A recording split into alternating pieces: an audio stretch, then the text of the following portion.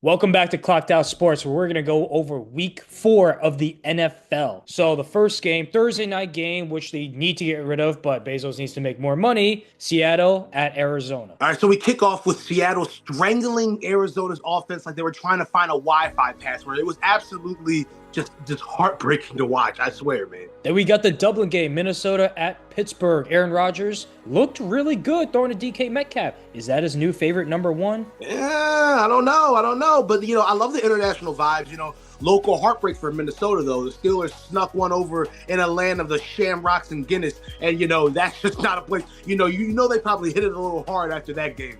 Absolutely. Carson Wentz throwing 2 picks, not looking good. Vikings O-line dismantled.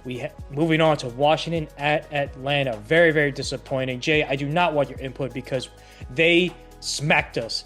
The week before, Atlanta got belt to ass by the Panthers, laid a goose egg on offense, and then came out and was slicing and dicing Washington's defense. Very disappointing. Matchups and schemes were not there for Washington. Bobby Wagner is, as much as I love Bobby Wagner, he cannot cover Bijan Robinson in space. We could have stolen the game. Marcus Mariota played well enough to win the game, but the defense at the end couldn't not get one stop, and Atlanta killed the clock, killed the field goal. Yeah, I mean, it's like Atlanta finally found this rhythm. It's like they found an old mixtape titled Offense featuring big plays. I mean, I couldn't even believe what I was watching. And then, yes, Washington did fight back, but at the end of the day, the Falcons just had too much momentum. And then Washington's comeback stalled like a bad car in winter. It was a very hard thing to watch. I feel bad for you, Z. Good thing we got next week to look forward to. Saints at Buffalo. So, trap game for the Bills, but came away with a dub. Yeah, I mean, Buffalo stays perfect. They leaned on a solid defensive day, and they made New Orleans look like they forgot it was football Sunday. I don't even know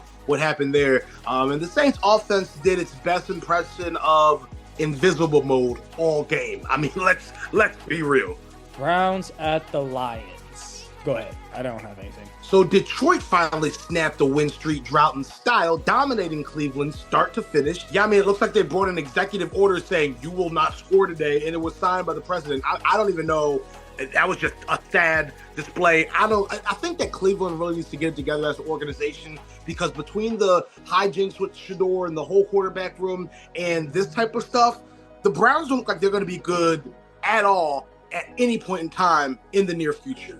Panthers at the Patriots. Patriots came out swinging after 5 turnovers the week before. Drake May looks good. Yeah, New England turned the Panthers offense into a yardage accessory instead of a threat. Blowout from the jump. And if Carolina had promised to show up, they overslept. Chargers at the Giants. Jackson Dart's first start and first dub. Impressive debut for the rookie. Big upset. Rookie Jackson Dart enters the chat, steals the spotlight, and then hands the Chargers their first blemish. I mean, what a week, guys. What a week. We hit a passing TD. I'm sorry.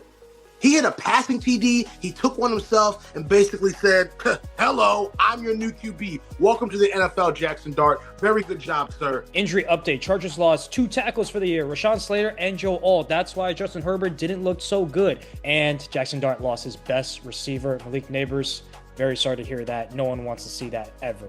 Eagles at the Bucks. Go ahead, Jay. Hey, man. Philadelphia survives, Tampa fight back, and they just keep on rolling, undefeated, baby, 4-0. And yeah, the foundation of the Eagles did hell. The Bucks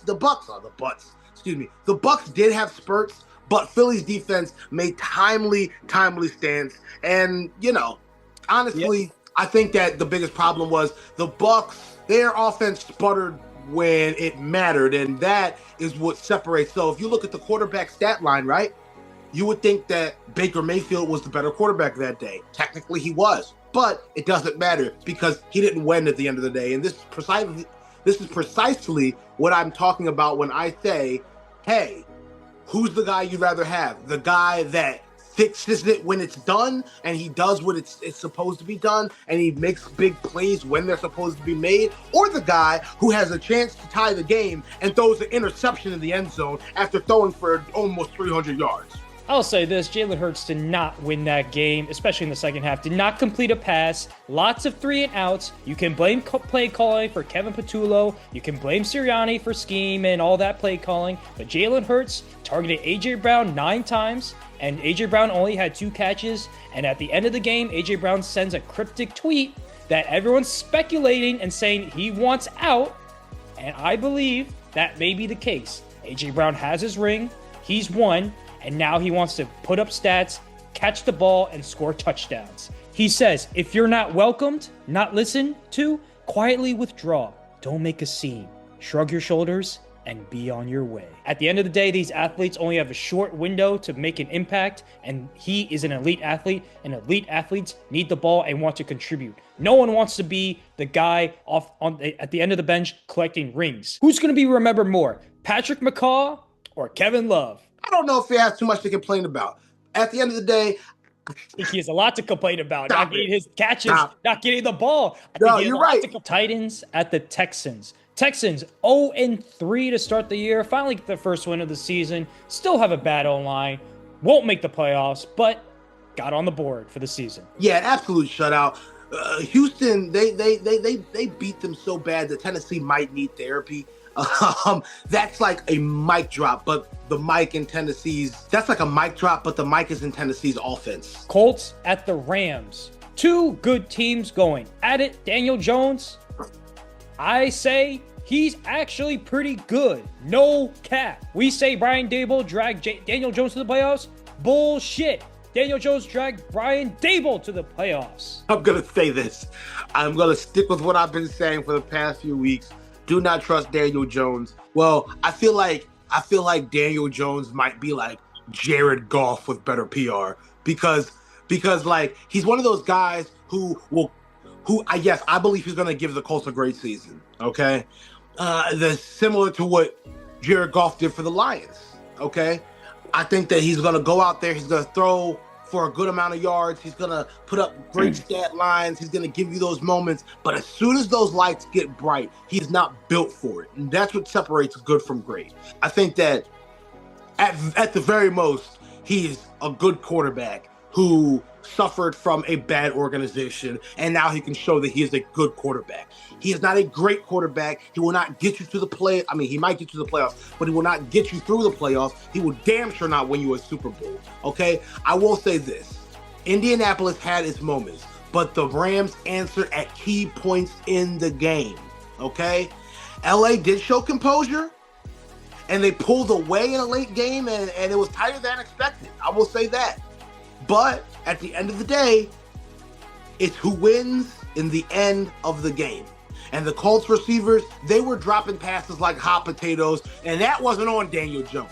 So overall, a game like that can't happen if the Colts want to get far, and I still not buying Daniel Jones. Daniel Jones is going to have to show me something when the lights get bright for me to actually buy into him as their franchise guy. Jags versus the Niners. The Niners have proven to be frauds. It's an old team, lots of injuries, yes, lots of talent, but without Nick Bosa, that defense is not the same and probably will not get far. The Jags, are they for real? Are they pretenders? They're 3-1. They're going to compete for that division with the Colts. Jacksonville just handed San Francisco his first loss like it's meet new boss day. You know what I'm saying? Like I couldn't even believe it. And then the 49ers the 49ers consistency just slipped. The Jags seized the moment, and that was just the rest of it and the rest of it was history. Ravens at the Chiefs. Big game, 2 big quarterbacks.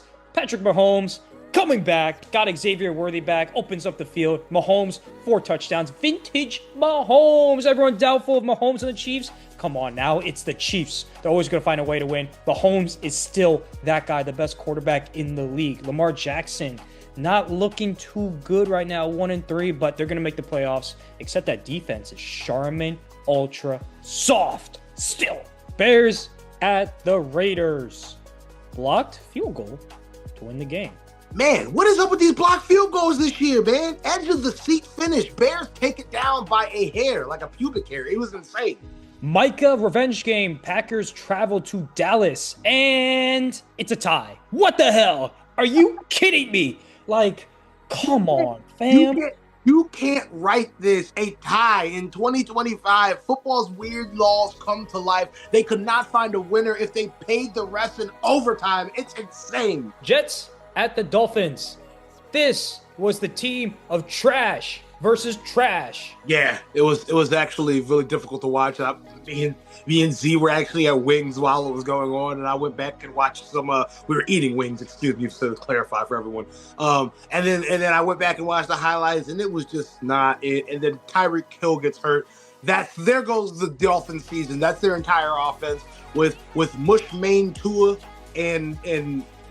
Mush Brain Tua and Tyreek Hill being out now. I don't know where the Dolphins go from here. And God forbid, man, this is a team that people were saying was better than the Eagles a few years ago. Now look at them. It's just they're a shell of themselves. Sucks for the Dolphins. The Dolphins could have traded Tyreek Hill to a contender, getting a second or third rounder, but not anymore. Bengals at the Broncos. This was a worse game because no Joe Burrow since he is cooked. It's just not Joe Shiesty. You know what I'm saying? You can't go from Joe Shiesty, Joe Burrow, the man who's too cold, to a guy like Jake Browning, who just, really is just serviceable for maybe a game or two, So they're going to have to get him back and get him back fast. I don't remember what his timetable is for how long he's going to be out, but they're going to need to do something. Bengals need to rebuild. They need to trade Trey Hendrickson, maybe move off T. Higgins. Rebuild that O-line, get more draft picks. Thank you for watching another weekend update. Week 4 of the NFL. I'm Zisha. I'm Jay. Like, comment, subscribe. Let us know what we should do next. More videos to come. Thank you for watching. In the meantime, peace.